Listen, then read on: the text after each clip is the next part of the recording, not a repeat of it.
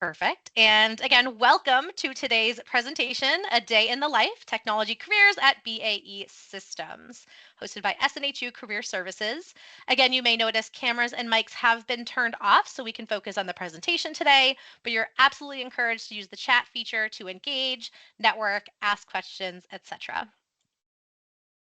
Please also note that for security and legal reasons, participants' use of any AI tool during this event, including Read AI or Otter AI, are prohibited. Also, we are dedicated to inclusive meetings, and if you would like to enable live captions, please select the three dots at the top of the Microsoft Teams window to expand the More menu, choose Language and Speech from that dropdown, and then click Show Live Captions. Captions will show on your screen as the presenters are speaking during the session. We're also presenting using PowerPoint Live, so this means you can click on any of these hyperlinks live in this presentation. And it also has additional accessibility options. So if you select the three dots at the bottom of the presentation slides, you'll find the magnifying slide option with a minus sign to zoom out or a plus sign to zoom in, a toggle button to view slides in high contrast, or the option to translate the slide text to a preferred language. These features will only affect your individual experience and not the overall presentation. So feel free to use that accessibility option available to you at your discretion. And individuals with accessibility needs requiring accommodations may reach out to the following resources. Online students can reach the SNHU Online Accessibility Center at oac@snhu.edu or by calling 866-305-9430. Campus students can contact the Campus Accessibility Center at cac@snhu.edu or call 603-644-3118. And SNHU staff and faculty can request accommodations through the resources in Workday or the source. Please also note that any requests for CART or live ASL interpreting require at least 3 weeks advance notice. And before we get started, I do also want to have my little shameless plug here that you're welcome to connect with the SNHU Career Services team.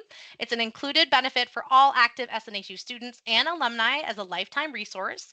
Email the team at cocecareer@snhu.edu or call 1-888-672-1458 for support with resume reviews, mock interview practice, job search guidance, and so much more. You can also visit the SNHU Career 360 page and engaging self-service career resources provided by the SNHU team. Please also make sure to take advantage of possible connections available through the extensive network available to you as an SNHU active student or alumni, including the Handshake Career Platform, SNHU LinkedIn community, SNHU Career YouTube page, Facebook, Instagram, and the SNHU Career X account. And also check out the SNHU Connect platform, which is our internal student networking platform. It's accessible through My SNHU, and there are varied clubs and ways to connect with fellow online students at SNHU. Without further ado, it is my pleasure to introduce your wonderful presenters today. So Michael Estes is a systems engineer with BAE. Michael, welcome. And while your introduction slides up on the screen, please feel free to say hello and tell us a little bit more about you. All right, awesome. Thank you everybody for joining. Really happy to be able to present today. So yeah, I'm Mike Estes. I have been at BAE for about 3 years now. My degree is in electrical engineering, but I actually moved into software engineering when I joined the company. So that's what I've been doing for the past couple of years. Most recently, I've moved into a systems engineering role. So kind of connected to the electrical and software side, but a little bit higher level. I'm also a part of BAE's Engineering Leadership Development Program. So we do 3-year-long rotations across the company, either in different business areas or in different disciplines. So I'm excited to tell you about some early career opportunities as well as the ELDP program that we offer here at the company. Excellent. Love to hear it. Thank you so much, Mike. And next, we also have Samya Pintado, who is an SNHU alumna and also a systems engineer with BAE. Samya, welcome to you as well. Thank you so much for being here today. While your slide is up on the screen, feel free to say hello and tell us more about you. Yeah, hi. Thanks. It's nice to be here with everyone. So, like you said, I am an alumni from Southern New Hampshire University. My undergrad was in electrical engineering, And after graduating, I joined BAE Systems. Um, I joined as part of sustainment, and then I got into the engineering leadership development program, did my first rotation in RF, and now in my second rotation, I'm a systems engineer. Love that. It sounds like there's a lot of opportunity to move around, diversify your skills, and that's so cool. So really excited. I'm going to take my slides down, and I know you all have some great slides to share about some of the programs that you offer at BAE, of course. So feel free to pull those up, and really excited to learn more. All right, awesome. I will pull those up. Take a look here.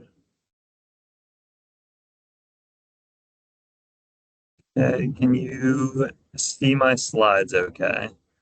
Yes, perfect. All right, great. So, hello again.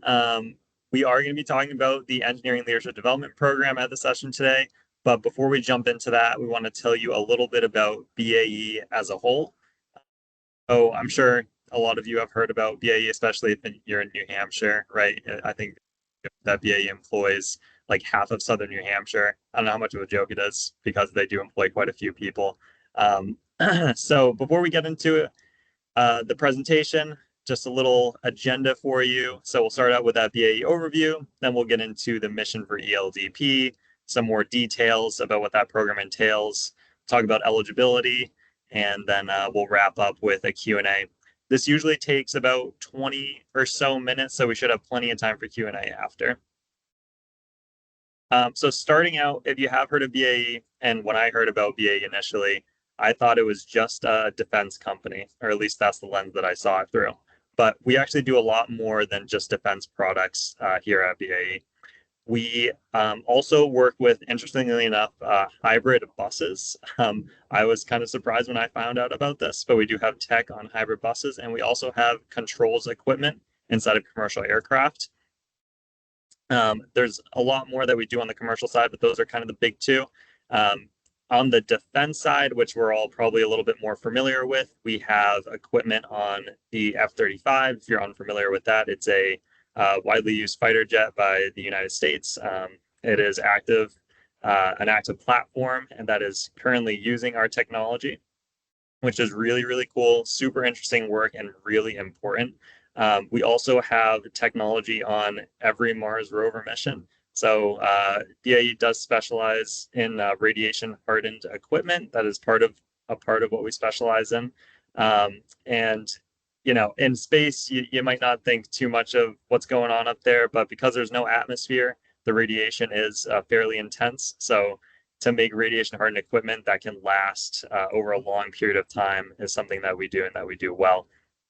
Kind of moving on past this, we have the company broken into sort of 6 business areas around the outside, and then in the middle you'll see our 7th business area. It's Fast Labs, but I'm going to focus on the middle 3. So electronic combat solutions, we call that ECS, Fast Labs, and then C4ISR, which is the shortened version of that whole command control communications part on the bottom. So I've done most of my time in electronic combat solutions. This is where you'll see things like the electronic warfare system for the F-35. That's something that we support as a part of that business area. There's also a lot of other platforms that we know about, and some that we don't know about and we can't talk about. But there is a lot of really interesting and critical, really critical technology that we develop in that side of the house. The middle section is Fast Labs that ties all of these business areas together. Fast Labs has kind of less operating procedures and regulations, so they can move a lot faster than the external 6 business areas. And that is where our core cutting edge technology is focused. So they're moving really fast. There's a lot of scientists, a lot of software engineers, a lot of electrical engineers in there as well, that are making the latest and greatest technology to feed to all of our other business areas and keep them relevant and updated. And then the bottom one is C4ISR. This can deal with quite a few things, but some of the most interesting things are satellite systems that are currently in orbit that are being run out of that division. So a wide range of technology, and that's just 3 out of the 7 that are there on the screen. There's a lot of really cool tech that we're working on at our company. Now, getting into our early career opportunities, we offer internships and co-ops at our company. We also offer, more specifically for this crowd, entry-level positions. So this puts you into the year 1 program at BAE. Or you can, instead of joining the entry level, you can join the leadership development program, which is what we're going to be presenting mostly on here. And that puts you in a program that gives you 3-year-long rotations and prepares you for future business leadership at the company. So with that, we will get into ELDP specific information. The mission for ELDP is to develop high potential early career employees for future positions in business leadership. We're not necessarily looking for somebody who has a ton of leadership experience or the greatest, experiences in regards to that, but we are looking for somebody who is interested in developing their leadership skills and is interested in moving into business leadership. If you're solely focused on technical and you're not really interested in leading anything, then the year 1 program is probably better suited for you. But if you do want to step into a leadership role, and that is a passion or an interest you have, then the leadership development program would be right for you. Going on to the program overview, we have 3 pillars as a part of ELDP. The first one is continued education. So as a part of ELDP, a requirement is that you get your master's degree. If you already have your master's degree and you're coming into it, no need to get another one. You're good with the one you have. You are welcome to pursue another degree if you would like. Everybody who comes into the company gets the bonus of $15,000 a year to spend on their master's. But as a part of ELDP, you get $5,000 added to that for a total of $20,000 a year. This is really useful if you're attending a more expensive school or if you want to get through your program a little bit faster than you'd be able to with a $15,000 a year cap. The second pillar is our leadership trainings. We offer a plethora of these through our ELDP program. The first one is our annual leadership conference. People are flown out from all over the country to stay actually at UNH, so also in New Hampshire, University of New Hampshire. They're all flown out to UNH and they have an opportunity to practice leadership skills in an environment where there aren't going to be any sort of dire consequences. So it's really a safe space to try out different leadership approaches and hone in your management style. The next one is quarterly leadership modules. These are hosted by, it could be anything from a VP at the company to a director to a program manager. And they basically come in and share what their insights into leadership have been throughout their career. They're extremely useful. We just had one a few weeks ago for my class where we met with a program director in our business area.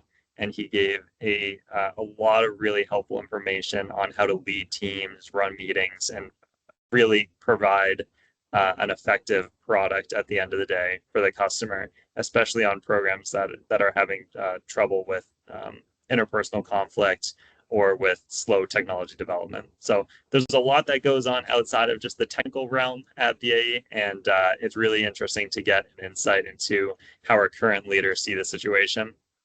We also have opportunities to practice leadership through lead roles. We have, I don't even know how many. We have quite a few lead roles as part of ELDP, one of them being the recruitment leads. That's what me and Samya are. So we're responsible for reviewing resumes, holding info sessions, interviewing, and eventually hiring the next class of the engineering leadership program.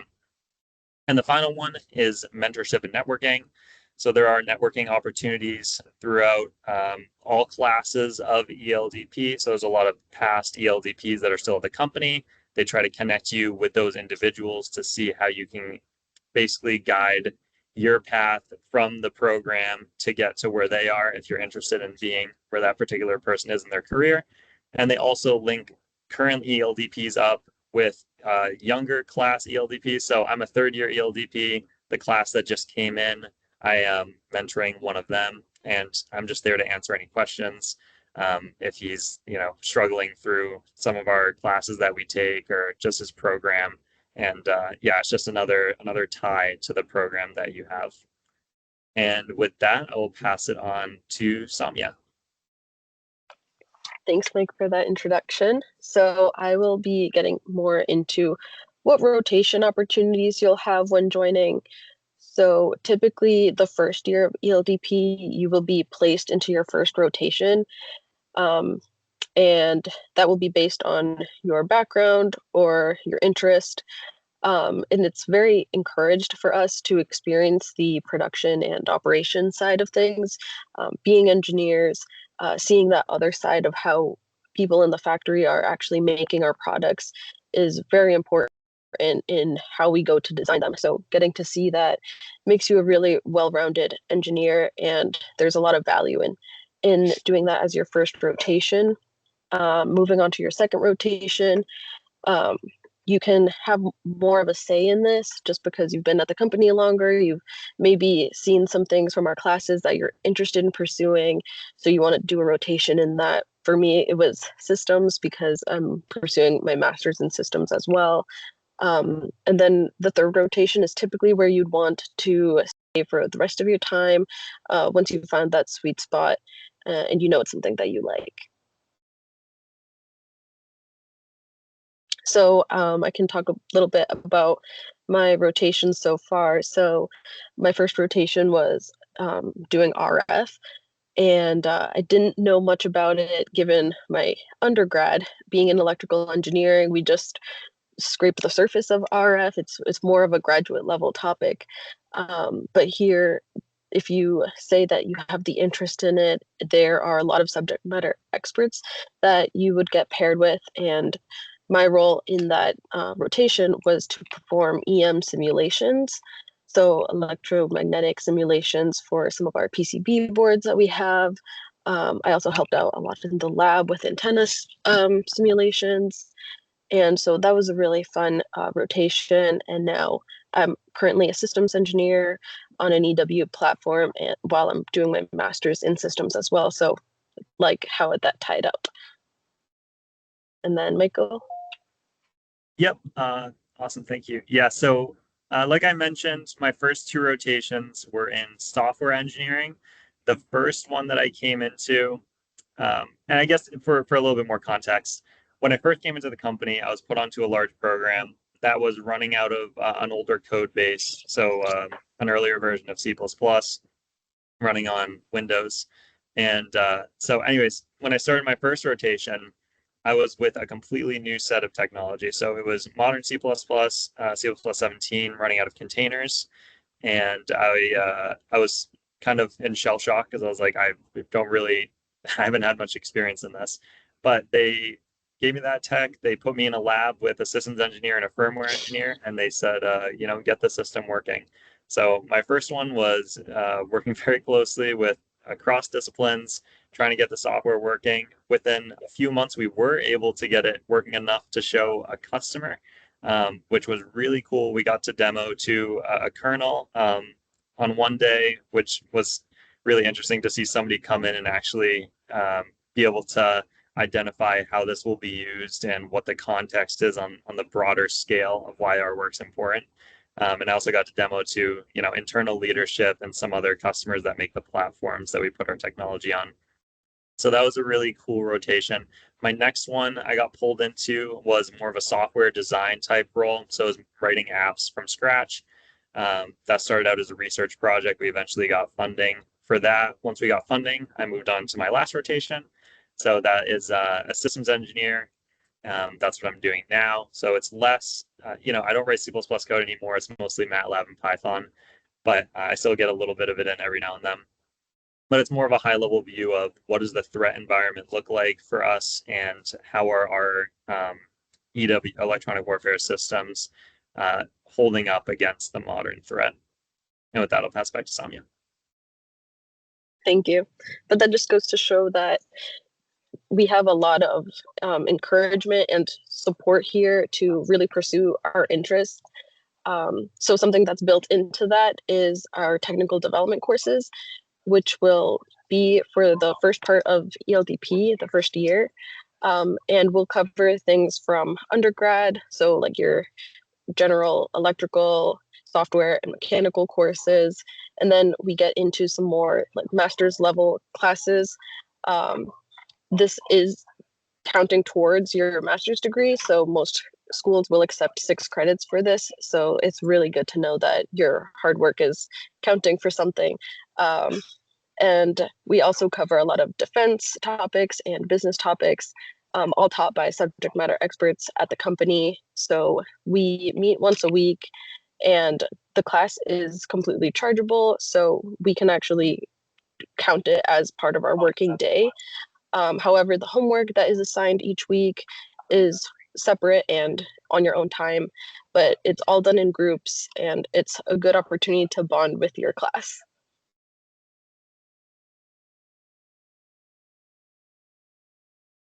Here we have some of our partnered schools, and this just means that we have a path forward for getting their master's degree. All these schools accept 6 credits for TDC, and you can pick schools that are not on this list. We're constantly working on new contracts with different schools, and this is actually another example of a lead role that we have, our university relations, ELDP. And then here we have some pillars for our leadership development. So ways that we are encouraged to develop are our leadership universities, our LUs. These are seminars that are held, and they go over topics like team dynamics, conflict management, and career management. So you get to hear someone who's been in the field for a lot longer than we have, being early career, and see what their experiences are and what they have to teach us. It's super valuable. And you also get the connections from getting to go to the seminar and knowing them personally. You can always reach back out to them. Then we have my favorite, the Leadership Development Conference that takes place at UNH, and it's a week-long offsite, and we invite all the LDPs, so not just engineering. We get to see finance, operations, quality, controls, like all of them. So it's a great opportunity to meet people in different areas and get to know each other. This happens every year, so you'll go to 3 of them, and you really workshop through your soft skills, so how you function on a team, how you are as a leader, and how you will lead a team eventually. And then also there's the technical aspect, which is our D Lab, where we get assigned an engineering project, and it's my personal favorite. We get to tackle a project in a group, and then at the end of the week, we do a showcase. It's a lot of fun, for sure. And then we have the lead roles. So like Mike and I were on the recruitment lead side. We have a bunch of other examples here, and that really is so that you have ownership over something that directly impacts our business, and gives you that experience of like leading something, so that you can go on and lead something else in the future. Here's a timeline of the ELDP program. So you see that in year 1, we have our TDC courses. That is for the entirety of the first year. Between that, we will have the learning universities where we go to those seminars, and then the leadership development conference along with the mid-year, which we'll see everyone else who is at that conference. And then you complete your first rotation in that year as well. In the second year, it's typical that you would start your master's class, your master's degree, and then you'd still have the LUs and the LDC, and then same thing for year 3. And then here we just wanted to highlight some popular locations for our defense ELDPs.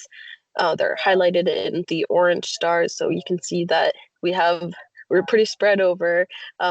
New Hampshire is a very popular site. And then we also have our controls ELDP highlighted in the blue stars. And then just to summarize the presentation, we're looking for people that are very motivated, highly driven individuals that want to keep learning. You like working in a team, you have an interest in business and leadership. And yeah, if that sounds like you, we have the job requisition numbers at the end of this slides. Yeah.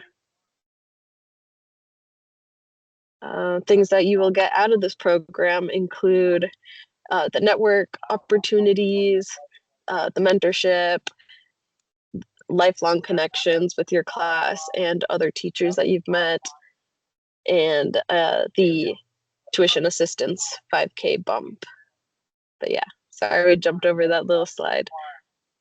Any questions?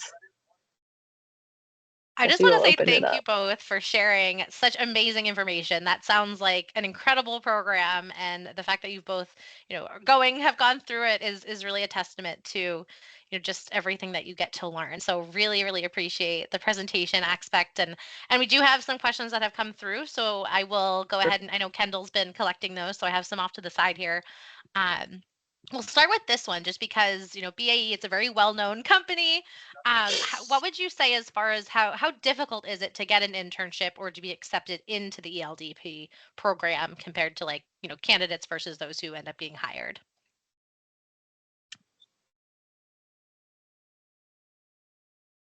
I can take that one. So as far as how hard it is to get an internship, I think it depends on when you're applying. Is it kind of a big one, right? Because a lot of people wait until later in the year. I will say from what I've seen for internships, the earlier, obviously the better chance you have. They do fill up, and I would say the same is true for any program, ELDP or year one. The earlier you can put in an application, the better you're going to be off with that. There is a set number of people in a class, so I'll tell you, we normally hire between, I would say, 15 and 20. Is that about right, Samya? Yeah, I think my class is about 17. Yeah, so 15 to 20 people per class. So depending on, how many people are applying, or how looking between Oh, the I 15 and lost 20 audio. people. I think you're back. Michael, we lost you for just a second, your audio, but I think you're back.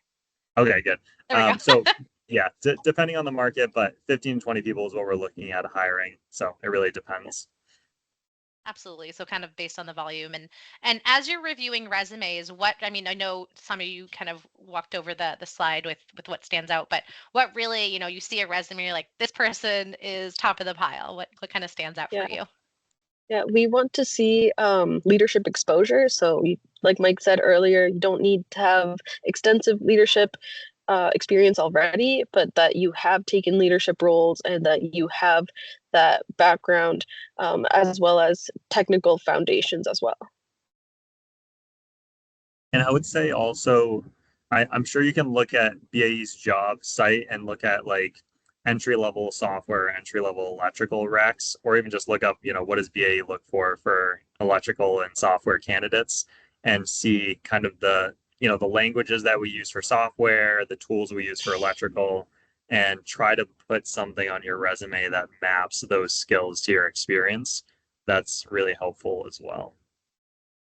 I love that tip. It's, the answer key is right there on the job requisition, right? So work with the SNHU Career Services team, show those transferable skills. Love it. Awesome. So let's see here. So I know you kind of just touched on this, Michael, but as far as the ELDP program, like what other early career internship opportunities should people, maybe titles that they should look out for on the career page?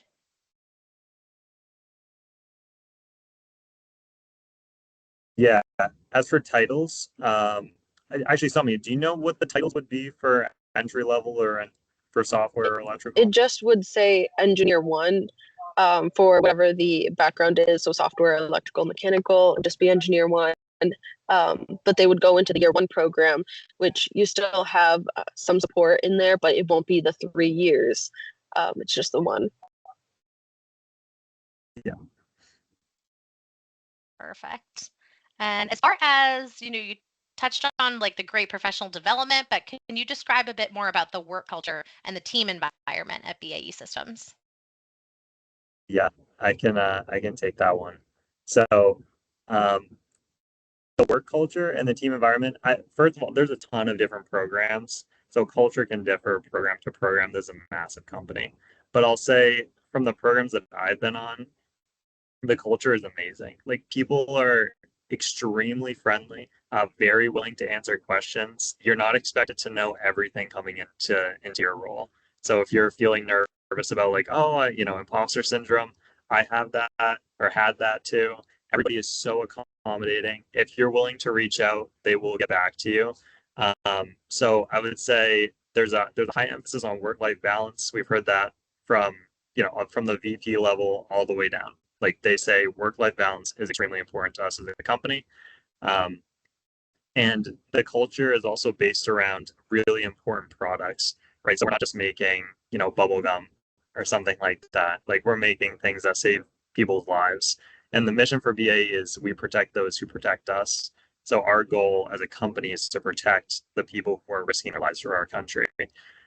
So with that kind of as like our mission, the culture is, we're focused on making really good products. We do want a good work-life balance, but it's highly motivated. And people are really just like, hey, we're on the same team. Let's make a good product together. And that's what it feels like on my programs. Yeah, I would just echo the same thing. I've been really lucky with my rotations as well. Like Mike said, you don't need, it's not expected for you to know everything. And even if you're interested in something that you don't have any experience in, there is someone that will help you learn it, because there is that knowledge transfer that needs to happen. We are extremely aware of new incoming engineers and the engineers that are ready to retire. And so what we want to do is minimize that knowledge gap. So everyone's very eager to teach our generation of engineers. I'll also say one other quick thing on that. They also give you, at least in my experience, a lot of responsibility, right? So you won't just be doing, menial tasks for your program. Maybe in the very beginning, you might start out doing them just to get the hang of things. But like I said, within a few months, I was briefing a kernel on our newest software baseline. So it's like, that's a lot to be thrown into, but they're amazing opportunities and they do give you a lot of responsibility. I love that. Absolutely. And it's a really great sign to hear, to invest yourself in a company that's going to invest back in you. So I think that definitely speaks to, what you both just kind of talked about too, all the different pathways to really build yourself and build that skill. All right. And let's see. So we have a question about cybersecurity as well. So can you speak to maybe like certain departments that you collaborate with that work, like hire those with cybersecurity degrees, or can you speak to any of that with the BAE, company overall? Yeah, so one of our classes was actually taught, and one of our TDC classes was taught by someone in cyber. So those roles are available at the company, and I know that they were trying to ramp up for that. For ELDP, the recs that are open are electrical and software. So I know cyber can have some cross with software in terms of languages or what they're doing or what they're interested in. Um, but if the focus is more on cyber, I would say yes, there are opportunities, and I would check the BA jobs page and see what is available in that realm. But if you are interested in more of that, software type engineering, it is kind of close to cyber, but it is a different discipline. Then even if you're in cyber, you can try your hand at software if your experience aligns, and you could find a fit there as well. Love that. Yeah. I mean, it sounds like there's so much training opportunity just within that, really supporting that growth mindset. That's perfect. And looking at, a lot of the technology kind of career realm looks at certificates. So can you think of any like professional industry recognized certificates or certifications that BAE might value for someone that listing that on their resume? So that's a good question. I know I'm trying to think of what the electrical engineering one is. Do you know what it is? It's like it's before the PE. It's the Yeah, the something else. FE, the Fundamentals of Engineering, Yeah, FE the FE. exams. Yeah. Yeah, so I took that in college. I think I put that on my resume, but I I can't think of too many certificates that are specifically looked at For us, a lot of certificates in engineering are kind of on the mechanical electrical side for more like large power systems, like kind of different industry.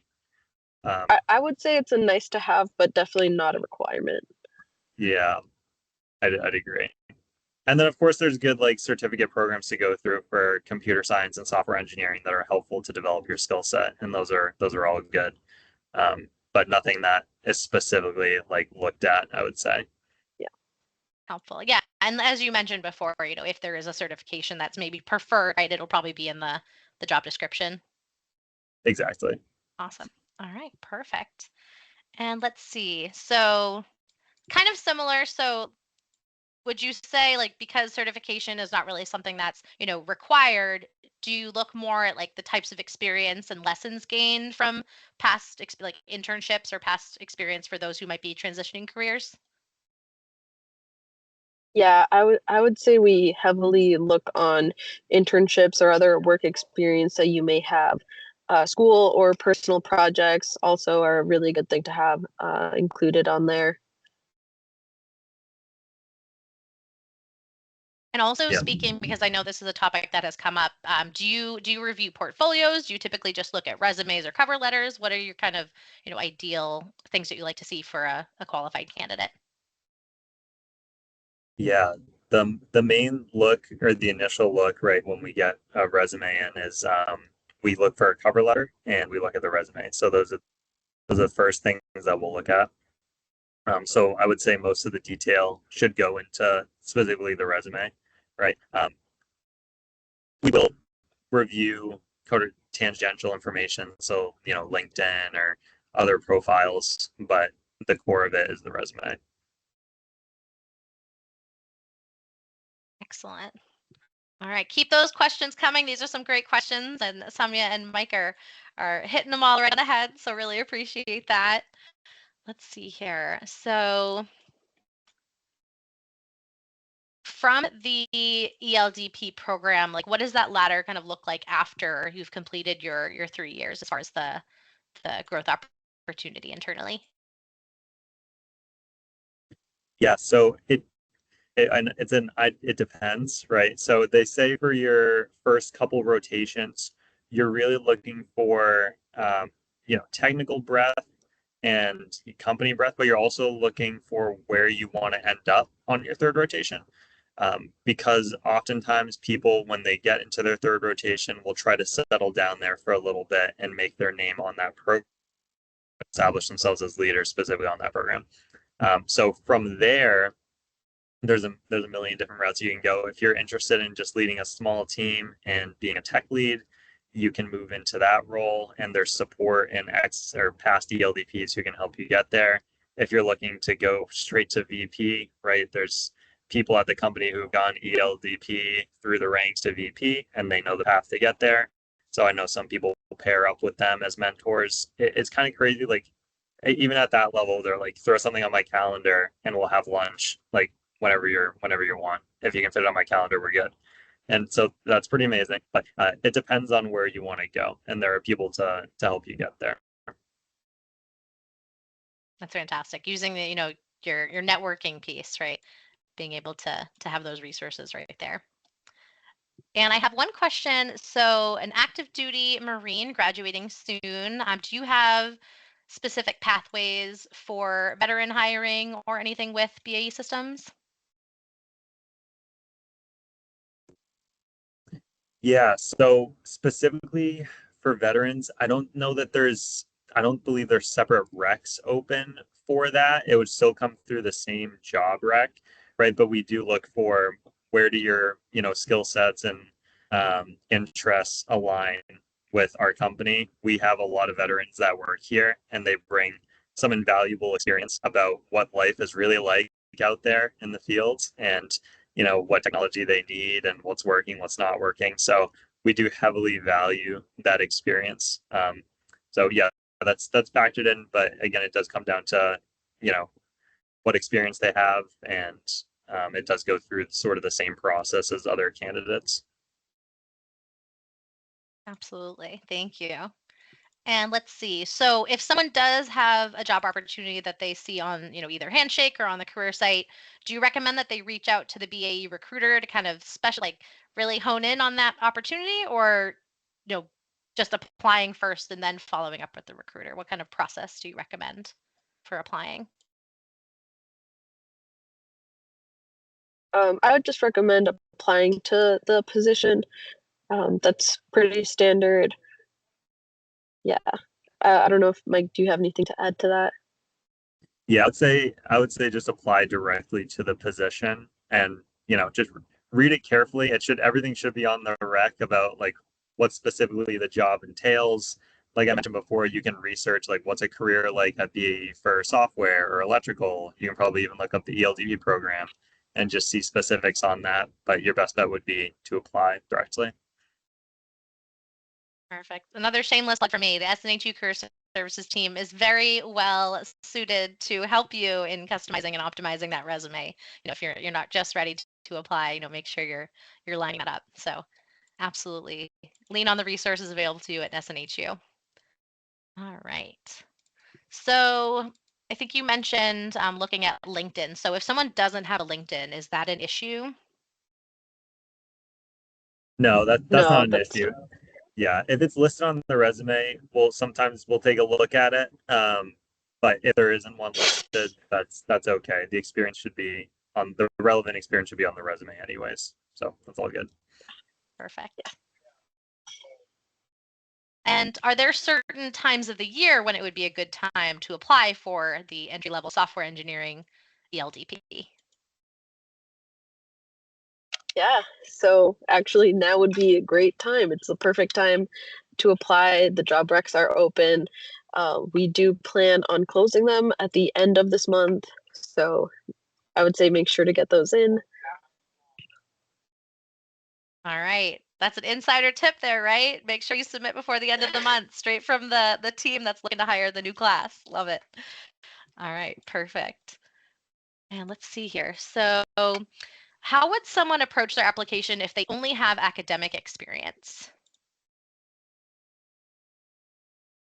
Yeah, I would say I'm guessing this is just related to the technical realm. I would say focus um, the detail on your academic projects. So if you did do some, let's say in computer science, you did a project, list very specifically what languages you used, the tools that you used for it, like what the overall purpose of doing that project was, kind of hone down on the details and try to list, like I said, languages, tools, other things that you've used in that.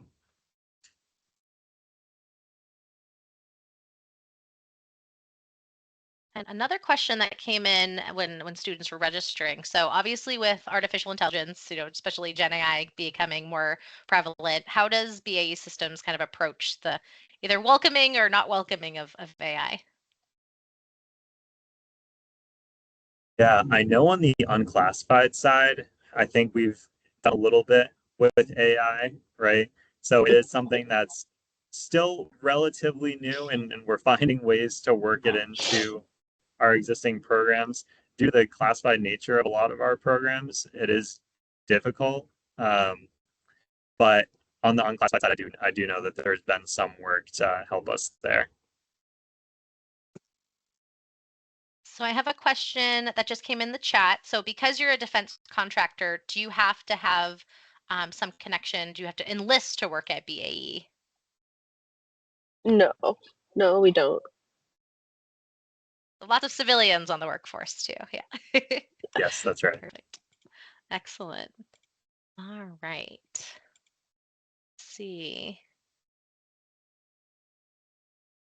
And someone asked, there are a lot of security clearances posted on the programs on the website. So what is that process of obtaining a clearance? Do you have to already have one, or is it a process that you go through when you're offered an opportunity? Yeah. Yeah. So, Oh, sorry. Go ahead. did you want to go for it? Got it. So it's definitely not required for you to already have a clearance. It's definitely preferred if you do, but it's not expected for someone coming out of college. The process is basically a questionnaire, and you get to fill out every single detail about you. So it is a very extensive process, and it takes a long time to come in due to the investigations that have to happen. But overall, it's pretty straightforward from the person that's filling it out. Just fill out everything as you normally would, and a lot of stuff happens behind the scenes that we don't really get to know. Right, like the background checks and everything involved in the clearance process. Absolutely. Exactly. And that's something that, the employer, like you said, you fill out the questionnaire. It's kind of handled by the team that handles that. Right. Okay, awesome. Perfect. See here. So I guess with the background check stipulations, is there anything that would be kind of a disqualifier for someone automatically for working at BAE? That's a good question. I don't know on the security side what would count as an automatic disqualifier or not. That would be something I'm sure you could research, but I don't know if Samia, if you've heard of anything or know anything. Yeah, I'm not sure off the top of my head. It might say on the job rec. Yeah. Absolutely. And it's always, a question that I'm sure you can ask the recruiter too. All right. And let's see.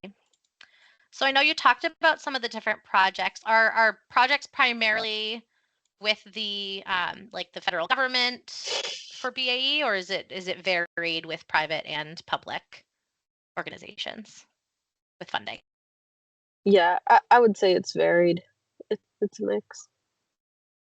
Yeah, so kind of how this works, right, is there's people who build the platforms, right? So like Lockheed and Boeing and other aircraft manufacturers. So this is sort of more for the ECS side, electronic combat. And those people are funded by the government.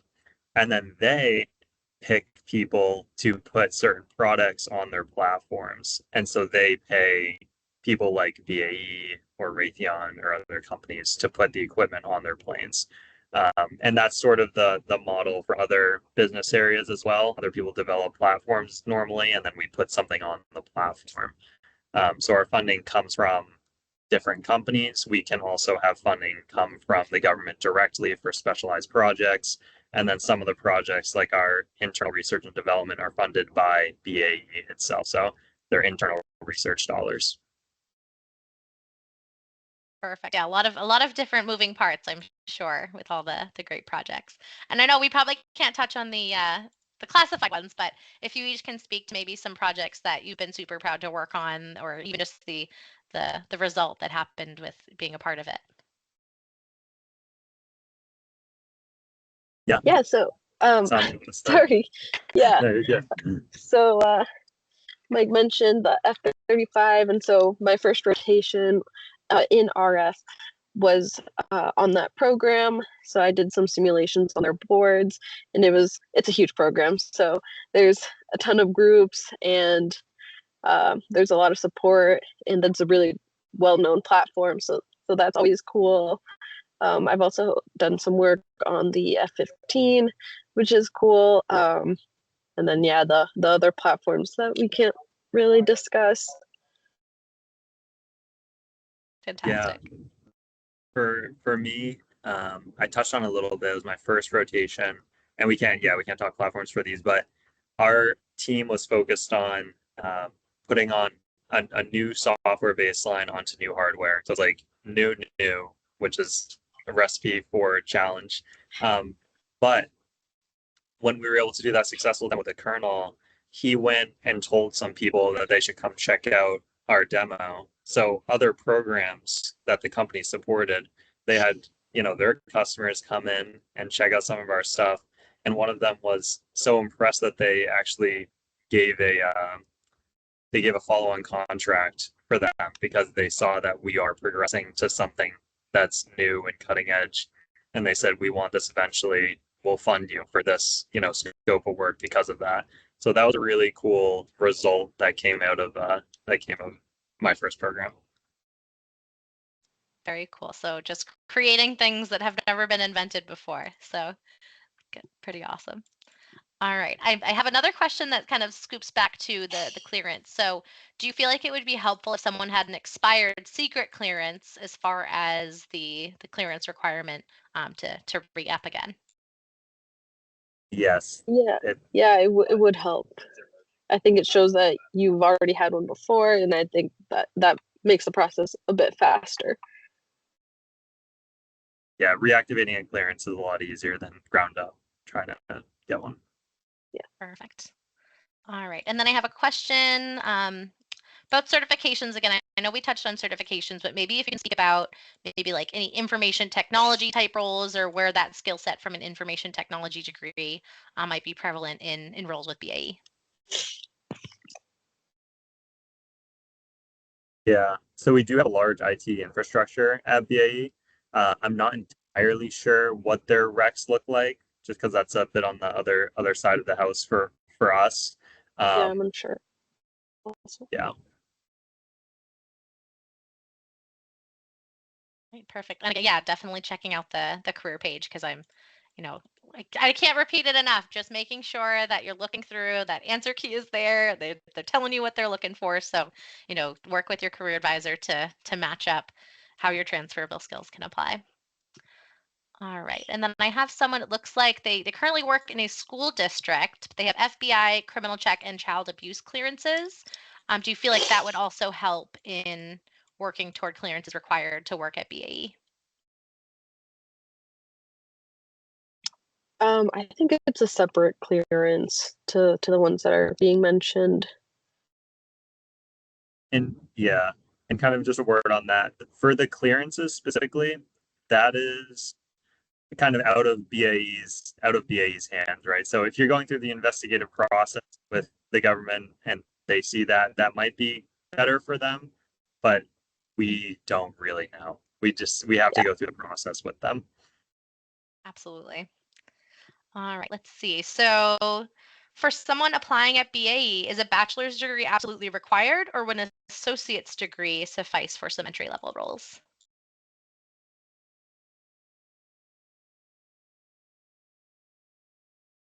I believe Samia can correct me on this, but I believe for at least for our rec, a bachelor's degree is required.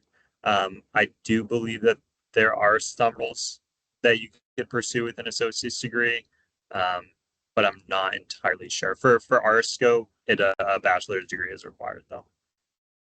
That's correct. Got it. Perfect. So for the ELDP, both the software and the electrical tracks, a bachelor's degree minimum. Got it. All right. And then would it be possible to apply for internships if someone starts their master's degree next year in 2026, or is it strictly for undergraduate?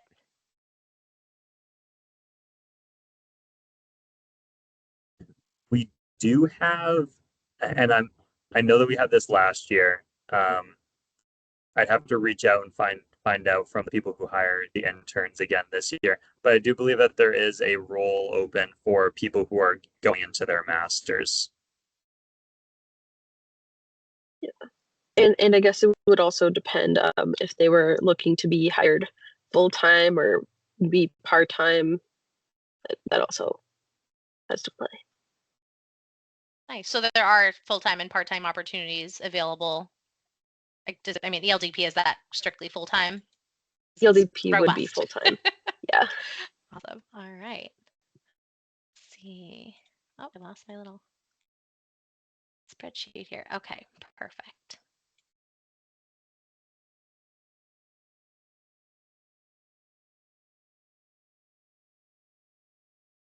All right. I guess I know you mentioned some of the programming languages, Michael, already, like the Python, C++. If you can speak to some more of maybe the technical skills or tools that people should maybe brush up on, and maybe they took one class, but make sure they stay up on it for the software side. Yeah, good question. Anything in the realm of object-oriented programming is good. So if you have Java, if you have C++, that's good to have. Because most of our programs do use C++, some language with memory management is helpful to have because we do have to, do our own cleanup. Um, And then as far as tools, we use the Atlassian tool set on most of our programs. So that's Bitbucket for source control, Jira for tasking, and Confluence for our documentation. Those tools are good to have. And then, Visual Studio, Visual Studio Code are kind of the main IDEs that we use. There is some C# on a couple of the other programs, some GUI development, but it's mostly C++.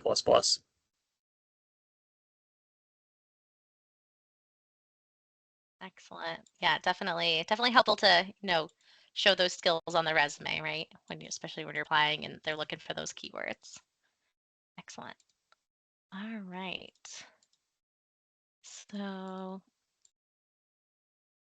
think we have, oh, here we go. Is there a GPA requirement to apply for roles with your organization?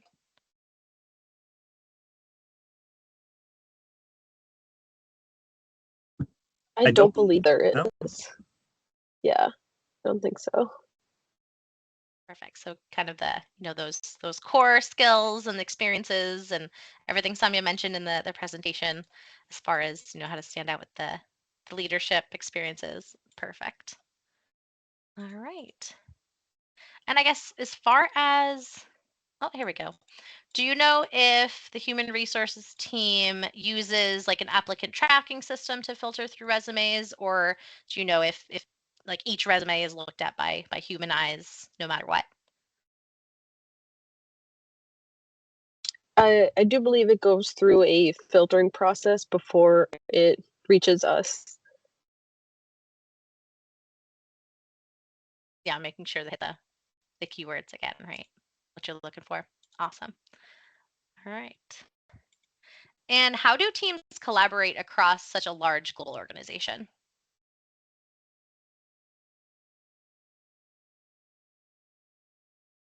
I can take this one first. Yeah, so it, like you said, it's huge and there's a lot of moving parts. So from what I understand, this kind of goes up to a higher level. There are tech directors over, and the higher you go over different business areas. So sharing technology between program to program can be a little bit difficult once it's matured and developed, just due to classification guides and physically where things are located. But if you remember back to one of the first few slides I showed, you saw Fast Labs at the center. A lot of our new technology does get developed in Fast Labs, and that's kind of the hub that gets spread out to the different business areas, which goes all over the country. So that's kind of the center point for us. There is collaboration across programs and businesses. We have something called a common engineering classified environment, and that allows people who are working on different classified programs to work on the same space and on similar software baselines. And I'm sure on the electrical side to share similar tools. So there are programs and infrastructures in place for us to share. Excellent. Yeah, because I'm sure with all the new ideas and projects, it takes a lot of collaboration to make it happen. I had a couple I more. will Oh, just sorry, add Samir, go ahead. to that one. Yeah, a lot of the work is in person, just because of the nature. Like it's classified, so normally we are working in closed areas, and it is in person. We, as far as like tools, we communicate using Teams. I don't know what other companies might use, but that's what we use here at BAE also. Um, I know that there's some opportunity for hybrid work, but again, mostly in person. Yeah. Perfect. Thank you for sharing that, because I know that's definitely a topic between the remote, hybrid, and in person, different work formats. All right. So I have a question. I know we're at time. Are you guys good for two more questions, or you have to run? Okay. All right, perfect. So since your team is focused on the programming, I think that's probably speaking with the software side. Are there different like hardware maintenance, like data centers in certain locations that hire those that kind of upkeep the IT infrastructure you talked about? Yeah, so there is a dedicated IT team that's responsible for keeping PCs connected and up and running, and a lot that I don't know about that happens behind scenes in terms of networking and opening doors and all that stuff. But yeah, there are a lot of support people on programs that are on the IT side, if that answers the question. I think so. Yeah, I know with all that you all do, I'm sure there are plenty of opportunities for that IT space and maintaining all that and making sure it's secure as well. All right, and then one last question. So, what would be the programming language proficiency level requirement for a person applying for software engineering or development roles? That's a tough question to answer. I would say, yeah, your proficiency. I would say know the basic principles of object-oriented programming. That's good to know. Know sort of like I don't know, if you look up online, like you could do LeetCode, you could look up like core competencies for C++. I go through a few of them. Multi-threading, just general concept on that. You know, what's a semaphore? What's a mutex? What's a race condition? You should know about memory management, how to use pointers, what they are, what references are, the things along those lines. Um, but kind of advice that I would give for that is to find either online an idea for a project to do in C++ that uses all the core competencies, or just come up with one yourself and build out your own application. That is super helpful. It's been helpful for me in the past. Yeah, I think a proficiency level is a little hard to measure, but I would say definitely be prepared to speak to anything that you have on your resume. That is something that we do ask about, and we will inquire further about things that you have listed. So probably want to make sure that you can speak to pretty much everything on your resume. Absolutely. If you talk the talk, you gotta walk the walk, right? Perfect. Well, I know we're 3 minutes over. I just want to say thank you both again, Michael and Samya. You have been just fonts of information, knowledge, and really helped us to understand more about BAE. And thank you so much for answering all of our questions here. And SNHU students, alumni, please feel free to reach out to SNHU Career Services team if you are interested in applying to a role at BAE Systems. We want to help you present your very best self when you apply. So reach out to cocecareer@snhu.edu for that assistance. And again, have a great afternoon, Michael, Samya. Virtual round of applause from all of us here. And thank you so much again for your time and knowledge.